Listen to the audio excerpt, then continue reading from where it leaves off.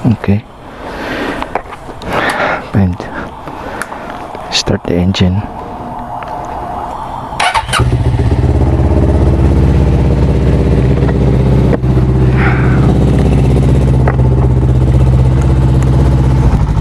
So, iikot lang ako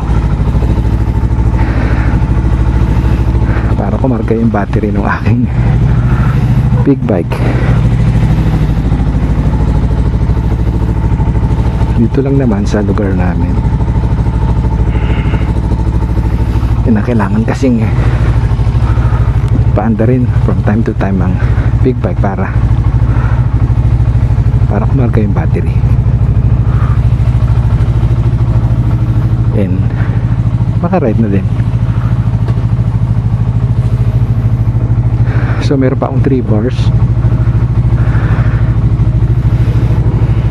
Hindi pa uli nakakaride tong aking dalawang motor.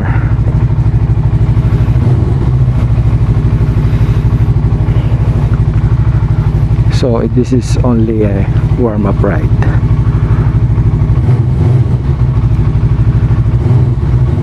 It's 4 PM Sunday afternoon. Let's go. Paikutin uli natin to si Falcon.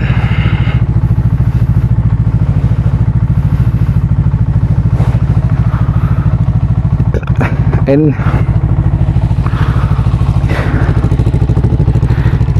i-test ko din tong aking nabili na shoes.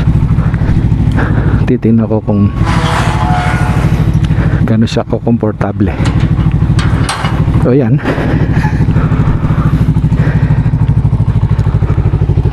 Dadaan muna tayo sa gas station.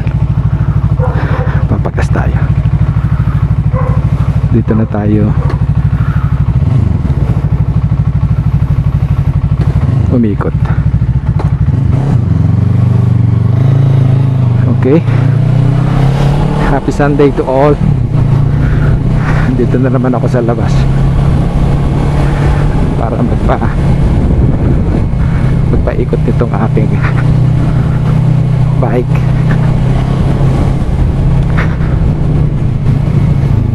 Ang hirap pag yung nakabalaklava. Parang kapos yung hininga mo.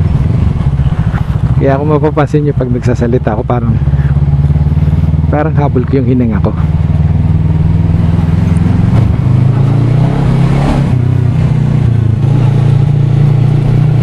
So parang hindi na ako sanay ha. Tagal ko na uling hindi nakapag-ride.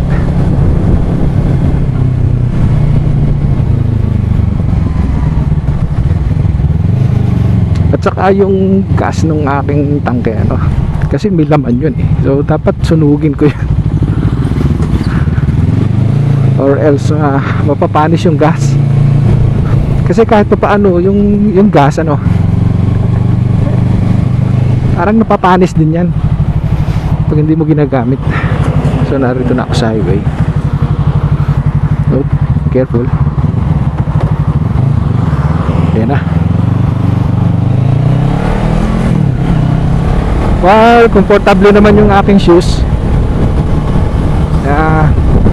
Hindi naman siya yung tipo na naninigas yung paa ko. Kasi may mga shoes na matigas, merong shoes na mabigat. Yan, itong nakuha ko ay magaan siya, paperweight nga eh. Pero it's not a riding boots, but it is a mountain shoes. Ayoko kasi nung yung bang parang OA na OA naman ako pag yung naka-riding boots ako. Parang napaka-OA naman. Kaya okay na to yung mga tipong kagaya ng mga mountain, yung ginagamit sa trekking. Ayun, okay na sa akin yun. And ang pinili ko ay high cut syempre para protektado yung ating ankle. And so far ang aking paa ay komportable. Hindi siya, nakikilos ko siya ng maganda, no? Hindi siya yung para bang naninigas kang paa. Oops, mataas pa ang araw.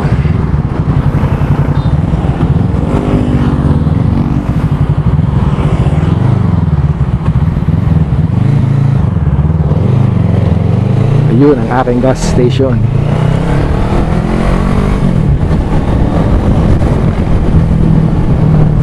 Oh, it's 50 and 98 centavos ang isang liter ngayon. And by next week yata tataas na.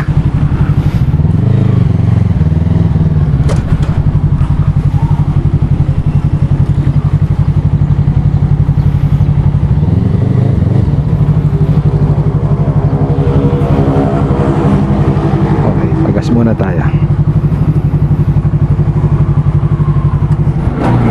Antayin natin.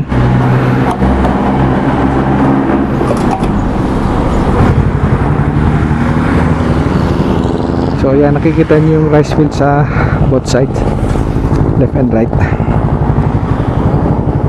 Mamaya sa banda ron maganda lalo ka kulay gold kasi malapit na yung harvest time niya. Okay, let's go.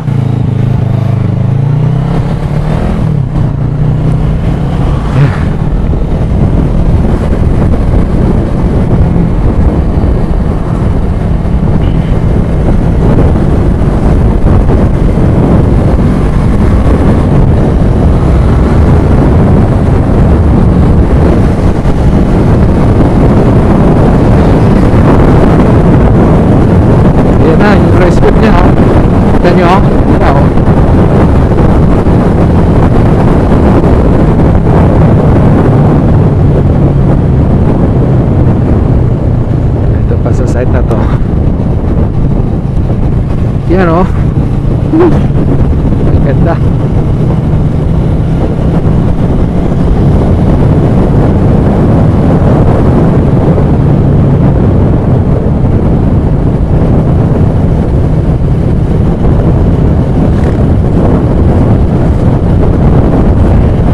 Sarap dumaan siguro dito sa gabi kasi bagong lagay yung cut eye sa road.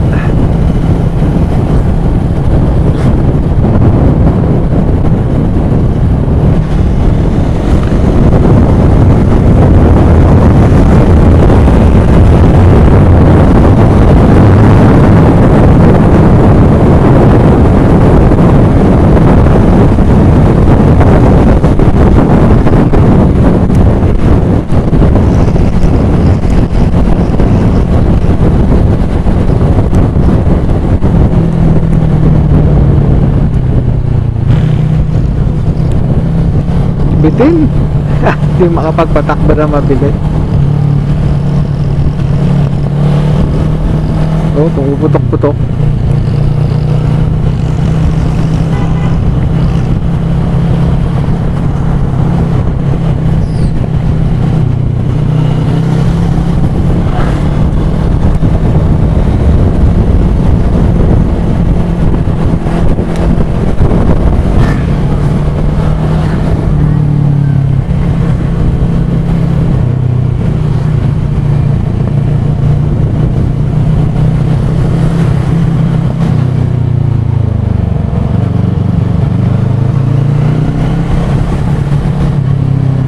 Patingin yung bata eh.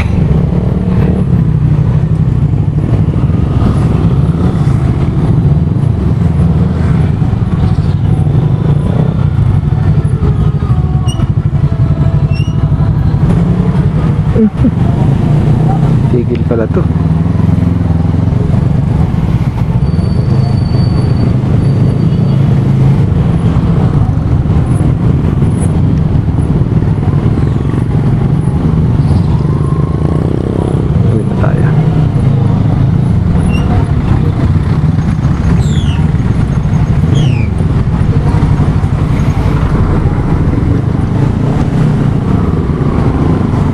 traffic dito sa Calao. Traffic. Kaya makaikot. Ikot ako somewhere dito. Doon. Ang kaganda ng pinya, oh.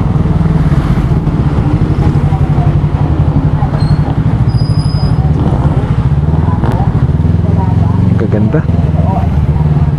Ang sarap yan.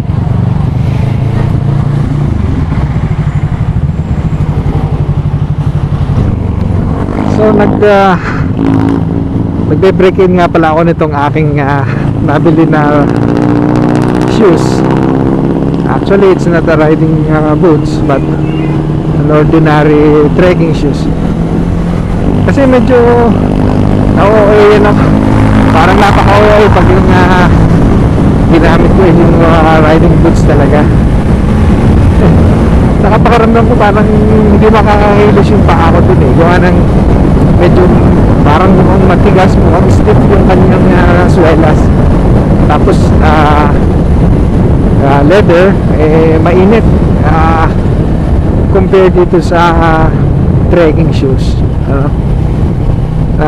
Ano siya, parang mesh yung kanyang tela, so breathable. Tapos ang kinuha kong shoes ay yung high cut para protektado yung ating ankle. So okay naman, medyo komportable ang paa ko, kasi magaan siya, and then yung tela niya ay maganda. Breathable nga, kaya hindi mainit, pumapasok yung hangin. And isa napakagaan, very light yung kanyang very lightweight yung kanyang shoes, yung material niya, yung swelas niya, and hindi siya matigas. Yun ang isang maganda, kaya nalalaro-laro ko yung paa ko sa loob ng aking sapatos. Pag iginalaw ko yung aking daliri, yung lalaki, sumasama.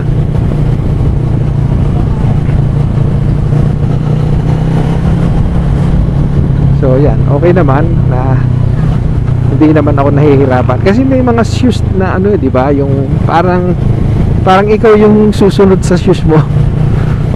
Yung parang ikaw ang pag galaw ng shoes mo, kasama ka, parang ganun. Unlike dito sa shoes na nakuha ko, yung shoes ang sumusunod sa gusto ko, sumusunod sa galaw ng paa ko, kaya komportable.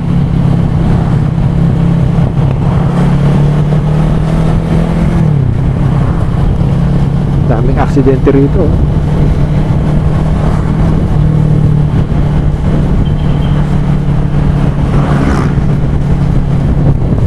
Kaya careful. Yan. Hataw si Pogi, oh.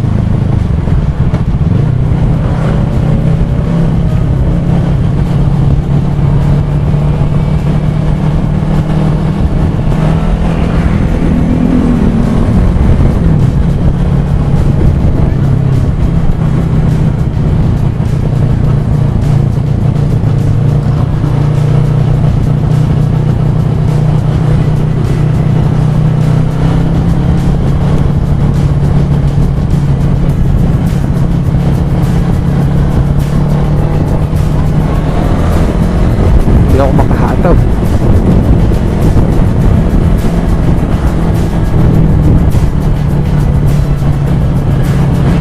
Bumili na kaya ako ng 360 para hindi ako nahihirapan mag video.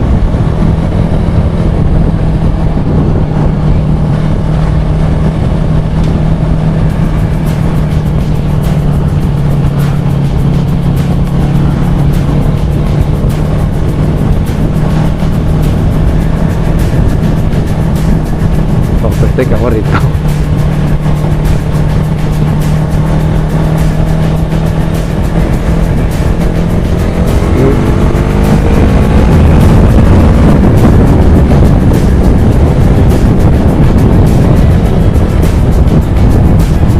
ang kagandahan kasi pag naka 400cc ka, pag gusto mong overtake, ibibigay niya sa'yo. Unlike dun sa mga smaller cc, bebelo ka pa. Ito hindi. Kahit naka 4th gear ka, at piniga mo,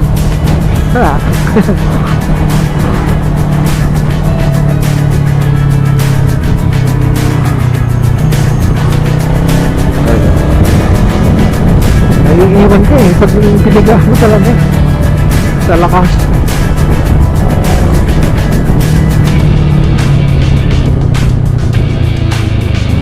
So ito na muna, and magkita-kita ulit tayo next week sa susunod ko na pag-ride or pag-delivery ng Sunday afternoon. So maraming salamat sa pagsama niyo sa akin, and I see you. Bye.